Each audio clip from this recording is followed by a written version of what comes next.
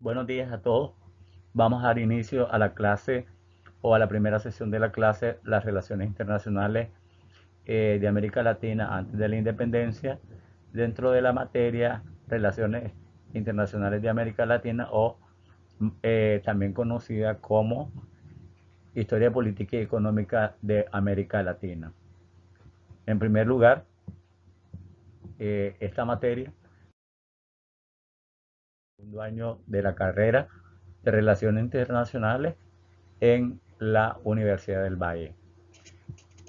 Antes que nada debemos de hacer un breve recorrido por lo que constituyó la llegada del hombre asiático a América, y por eso es que nosotros en este tema abordamos el origen, de dónde fue que surgió o de dónde fue que se pobló América Latina. Creo que este tema es muy importante que nosotros lo abordemos desde este punto de vista, ya que de ahí dependerá el ubicar las civilizaciones y el estudio de muchas figuras de personajes de la política latinoamericana y de los conflictos que más adelante vamos a ir estudiando poco a poco. Por eso es que en esta presentación, o más bien en esta diapositiva, se narra un poco lo que fue la llegada al continente americano eh, de los hombres, que se dice que fueron grupos humanos provenientes de Siberia, y que algunos injertos secundarios que también vinieron a través del Océano Pacífico.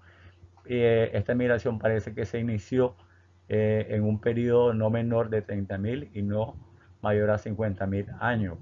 De esto vamos a encontrar distintas tesis, distintos planteamientos que vamos a ver más adelante con los especialistas, en los cuales vamos a sacar nuestras propias deducciones y vamos a estudiar algunas teorías de autores latinoamericanos y autores americanos. Ahí podemos observar más o menos algunas de las tesis de las que hablábamos y decíamos que en qué momento se dio el poblamiento de América. Partimos de una línea de tiempo de 40.000 años antes de Cristo, en las cuales miramos en este mapa coloreado el viejo continente en color verde y el nuevo continente de América en color amarillo, y miramos cuáles fueron las posibles rutas migratorias que se utilizaron en esos momentos para llegar a este nuevo.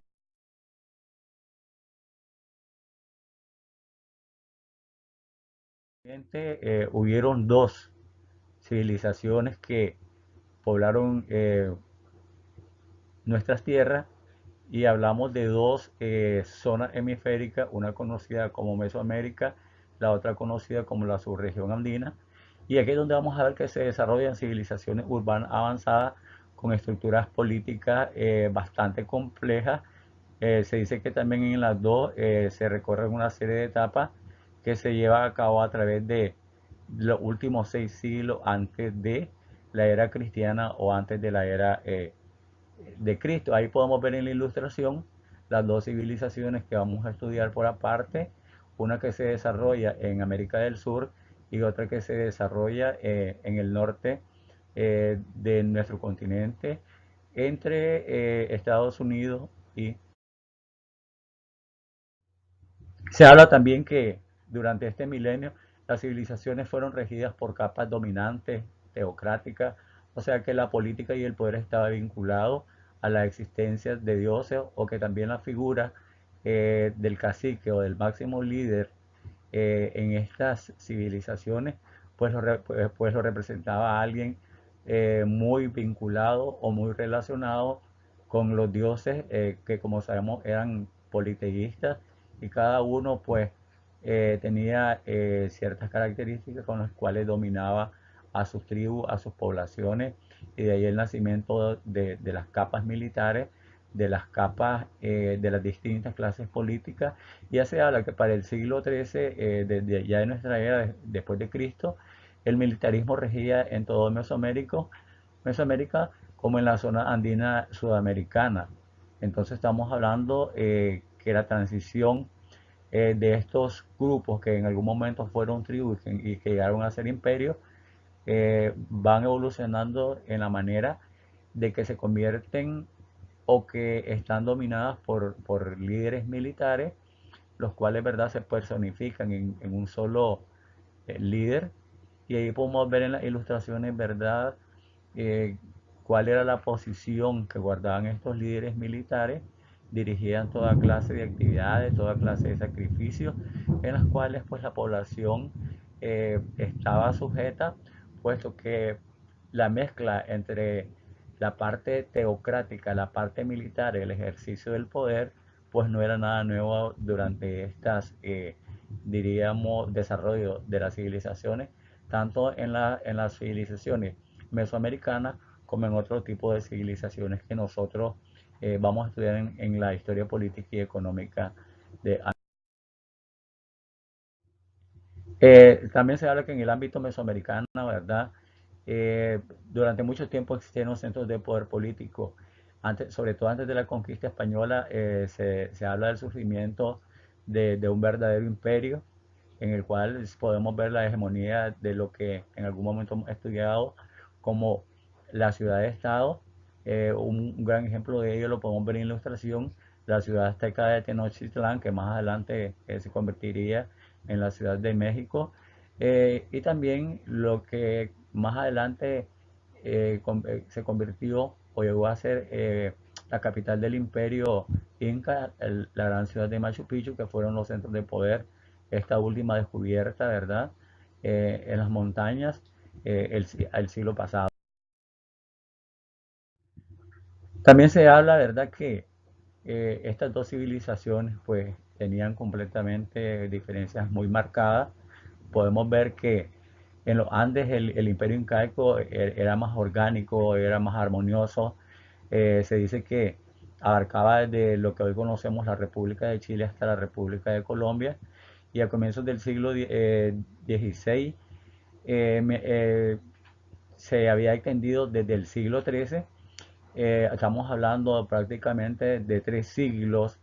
Sin embargo, en Mesoamérica, el imperio que mayor dominio tuvo fue el imperio azteca. Estaba caracterizado por ser ubicado más bien en una zona de relativa escasez de recursos alimentarios.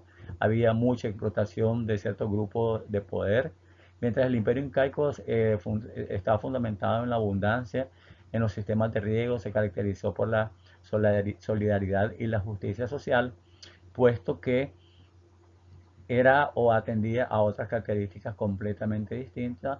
Por eso es que los imperios de Mesoamérica tenían características muy marcadas de ejercicio del poder de una manera bastante rígida por los líderes político-militares vinculados con los elementos. Podemos ver ahí, en esta pirámide, la organización que tenía el imperio el imperio Inca. Ahí en la cúspide encontrábamos al Inca.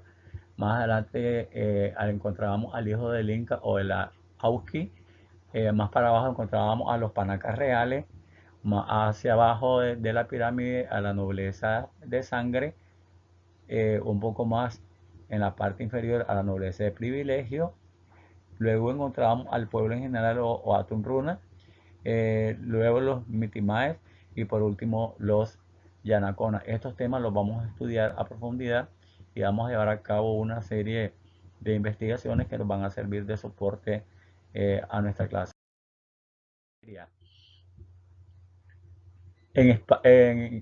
La presencia española en América, así como también la presencia portuguesa, formó parte del proceso histórico que los pueblos latinoamericanos han sufrido, esencialmente la transición del feudalismo a la sociedad burguesa. Recordémonos que durante la conquista de nuestro continente, durante la colonización, pues España o el viejo mundo estaba atravesando por el feudalismo. Tanto Portugal como España, o estas dos naciones que llamaremos ibéricas, no vivían un proceso revolucionario en todas sus dimensiones, sino que cada uno de ellos tenía un proceso completamente distinto. Por lo tanto, eso se va a reflejar más adelante en la realidad latinoamericana, cuando nosotros nos ponemos a hacer comparaciones, y hacíamos comparaciones un poquito con anterioridad, y cuando decíamos que los dos sistemas van a ser completamente distintos.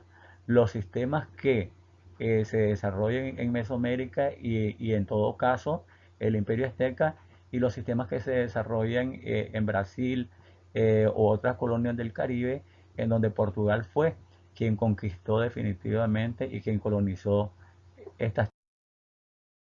Podemos ver en esta ilustración eh, lo que las rutas mediante las cuales España llega a la Antilla o a las islas del Caribe, y luego mirábamos otras rutas que Portugal había utilizado para llegar más allá de África, llegar a tierras completamente desconocidas, al continente asiático, ejerciendo el comercio.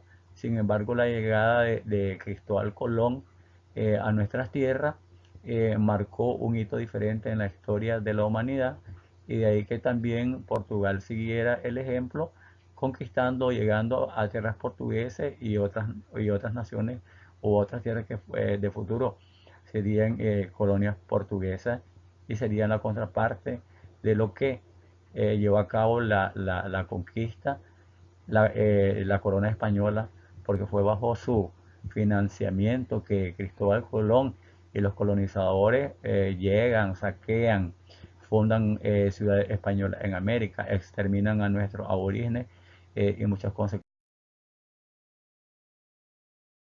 Se habla de que España en eso se va a diferenciar por completo, ya que conserva estructuras más medievales que modernas. Impone a las colonias en América el sistema social precapitalista y jerárquico que ya había o que llevaba a cabo durante su gobierno en el viejo continente. Eh, su política o su forma de gobierno está llena de dogmatismo y absolutismo, en contraste, ¿verdad?, con otros países, como por ejemplo las colonias que se formaron en América del Norte y que más adelante, ¿verdad?, quisieron ser dominadas por los ingleses, llevaron un proceso de conquista o de colonización completamente distinto, pues ya que estos últimos huían de las persecuciones religiosas, buscaban una nueva vida. Algunos de ellos también huían por razones políticas, y es así que se forman 13 colonias en los Estados Unidos, y más adelante, ¿verdad?, va a marcar el nacimiento de un nuevo imperio o de otra nación confederada. Esto también nos va a explicar por qué encontramos hasta el día de hoy, hasta este siglo, dos sistemas completamente distintos. El sistema implantado por los españoles en América Latina y el Caribe, y el sistema anglosajón que acompañó a los colonos que fundaron las 13 colonias en el Pacífico de lo que hoy conocemos como los Estados Unidos de América. En esta diapositiva pues se habla un poco acerca de dos potencias que en ese momento, España y Portugal, se dan algunas rivalidades territoriales, pues los dos querían, como decimos en nuestros términos, jalar agua para su molino. Cada uno de ellos quería conquistar tierras, quería extraer riqueza, y ahí es donde miramos en esta presentación que se da una división de las tierras, pero esto no se dio de una manera tan sencilla. Hubieron tantas contradicciones que por último tuvo que ser el Papa Alejandro VI quien llevó a cabo entre las dos potencias un tratado, el tratado llamado Tordesillas, que establecía líneas de demarcación en las cuales de una forma general se utilizaría distanciando o delimitando, por ejemplo, de determinado paralelo, de una línea imaginaria del norte hacia el sur y del este al oeste, de tal manera que España conquistaría y dominaría desde la línea marcada hacia lo que podemos ver hacia la izquierda, las tierras bajo su dominio, y hacia la derecha miraríamos que todo lo que pudiera conquistar o tener sus tierras, Portugal, ahí sería su radio de acción, ahí podía explotar, fundar ciudades, colonizar y muchas cosas.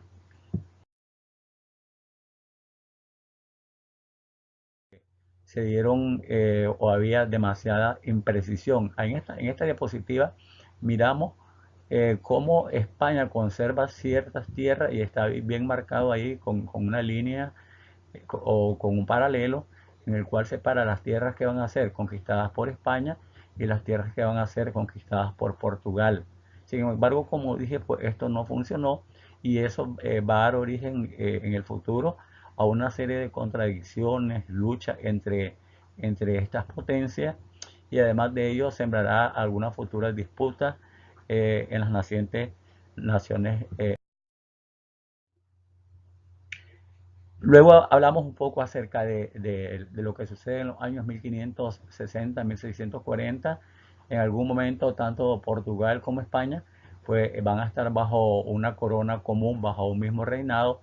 Sobre todo después de ese lapso hubieron constantes choques, aún con todo, ¿verdad? Se dieron eh, choques armados entre países como Brasil y sus vecinos que pertenecían a la colonia española. También las rivalidades fronterizas no iban a terminar de ninguna manera y se habla que aún después de la independencia de los países de América del Sur, hasta el día de hoy, las potencias, así como Brasil y Argentina, se irían con una serie de pugnas que no acabaron durante la conquista, que no acabaron durante los movimientos independentistas y que muchas veces todavía vemos que no acaban. Ha habido algunos arreglos, pero aún vemos algunas situaciones inestables entre estos países y que estas disputas nacieron durante la época en que dos potencias completamente distintas, aún bajo una misma corona, eh, hablamos de la dinastía filipina y ahí miramos en la ilustración, ¿verdad? Eh, desde quiénes fueron los gobernantes que estuvieron en ese momento y se habla que Portugal se encontraba bajo la Casa de Austria. Eh, También se dice que es un periodo histórico entre 1580 y el año 1640 en el que Portugal constituye una unión dinástica entre las coronas de Castillo y la corona de Aragón bajo el soberano de Austria. Lo que queremos hacer ver en esta diapositiva de presentación en general es que aunque en algún momento las dos potencias estuvieron unidas por las mismas autoridades o por las mismas casas dinásticas, pues los conflictos que se daban en América, los conflictos internos, nunca cesaron y son, como les decía, el día de hoy. Podemos por eso ver algunos reyes gobernantes y hablamos de uno, dos, tres periodos. Felipe II de España, conocido como Felipe I en Portugal, desde el año 1580 hasta el año 1598. En segundo lugar, o más adelante miramos a Felipe III de España. En Portugal fue conocido como Felipe II dentro del año 1598 hasta el año 1621. Y luego Felipe IV de España, conocido como Felipe III en Portugal, desde el año 1621 hasta el año 1640. Se dice que durante todo este tiempo, tanto España como Portugal constituyeron un gran bloque territorial, el bloque ibérico, que va a convertirse en uno de los imperios más grandes de las colonias en su tiempo.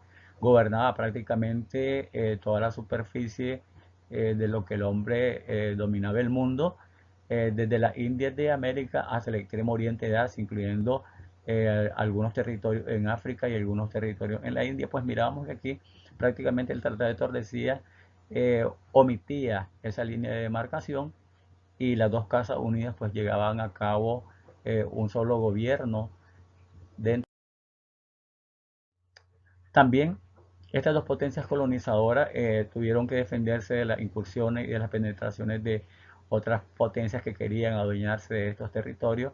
Y estamos hablando, por ejemplo, de Francia, Holanda, Inglaterra. Ahí ven, por ejemplo, estas potencias sí lograron muchas veces en zonas en algunas zonas pequeñas, como por ejemplo la Antilla, en Estados Unidos, en Canadá, ingresar. ¿Y cómo lo hicieron? Pues realmente comercialmente España y Portugal, por ejemplo, estaban regidos por formas monopolistas y mercantilistas y las zonas más desarrolladas, ¿verdad? Eh, eran quienes hacían presencia sobre todo en Europa. También estas zonas desarrolladas concibieron y lograron afectar directamente a América y desplazar a España y a Portugal y ocuparon algunas posiciones imperiales privilegiadas. Estamos hablando, por ejemplo, de todo el territorio de lo que hoy son los Estados Unidos, Canadá, algunas islas del Caribe, en donde vemos presencia y muchas veces hasta en el mismo Brasil podemos ver algunas presencias de otras potencias que en su momento quisieron arrebatar las posesiones a las potencias europeas de turno, pero que obtuvieron menos resultados. Se habla de algunas etapas, ¿verdad?, del expansionismo de las potencias europeas. Las potencias europeas por excelencia, pues hablábamos sobre todo las que hicieron o sentaron la base de la dominación en nuestras tierras, sobre todo España y Portugal. Sin embargo, habían otras potencias europeas, como por ejemplo Inglaterra, en ese momento no conocida como Reino Unido, ¿verdad? Que incursionaron nuestras tierras. Recordémonos que la corona inglesa pues realmente apoyaba en secreto los mares del Caribe estaban muchas veces contaminados de piratas y de corsarios que atacaban a las embarcaciones que llevaban las riquezas pues producto del saqueo de nuestras tierras hacia España, y por eso se habla muchas veces de muchas naves que fueron hundidas y que en el momento de que eran tratadas de robar pues no lograban escapar con vida y también todas las riquezas se perdían.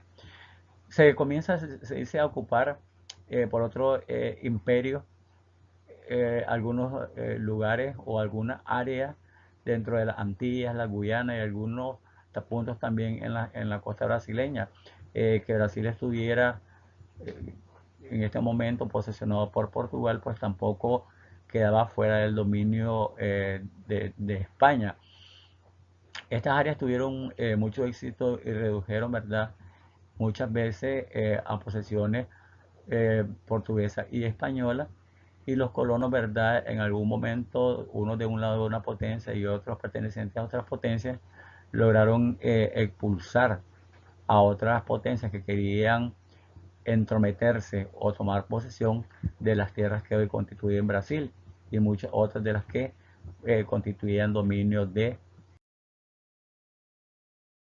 Por lo general, se habla que en los siglos XVI, XVII y XVIII, como podemos ver en esta diapositiva, hay una caracterización que se logra por el desarrollo de procesos significativos en América Latina, no solamente en sus relaciones con el mundo exterior y sus relaciones internas, sino que también se constituyen sociedades verticalizadas.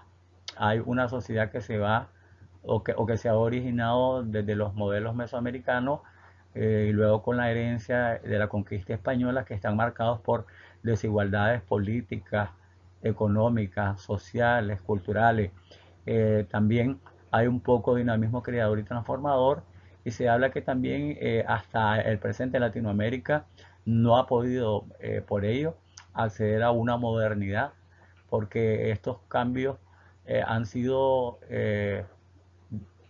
más bien no llevados a cabo y han sido conflictivos, han significado muchos conflictos que han llevado a cambios sociales muy duros en las realidades latinoamericanas que hasta nuestros momentos persisten en nuestras distintas naciones. En otro término mencionado en esta presentación, hablamos también que a partir del siglo XVI también se da un patrón de dominación colonial, de intervención extranjera, que aún no ha sido superado. La intervención de terceros países o terceros estados en las políticas de los estados latinoamericanos, vemos que también, aparte de ello, desde la época de la conquista y la colonización española y portuguesa, quedan sembradas las raíces de conflictos futuros de los que hablábamos, ¿verdad? Y que nacieron desde el repartimiento o la división que se hace de los territorios, sobre todo a lo interno de Latinoamérica, y que todavía hasta el día de hoy perturban y obstaculizan grandes esfuerzos de integración regional y subregional, y vemos todavía reclamos de tierra, de áreas de mar, de conflictos limítrofes que nuestros países latinoamericanos hasta hoy día continúan enfrentados. De esta manera hemos terminado el día de hoy una clase introductoria a la materia Relaciones Internacionales de América Latina, eh, que su servidor, el profesor Mauricio Mairena, estará ofreciéndoles durante este cuatrimestre, la cual espero sea de su provecho. Posteriormente vamos a ampliar esta clase mediante algunos documentos anexos que recibirán en sus correos electrónicos, y además de ello formularios que van a ser contestados en Google con algunos temas y algunos tópicos muy importantes que podrán enviar desde el grupo Univalle Diplomacia y Relaciones Internacionales para ser respondidos y recibidos por el docente. Muchas gracias, muy buenas tardes.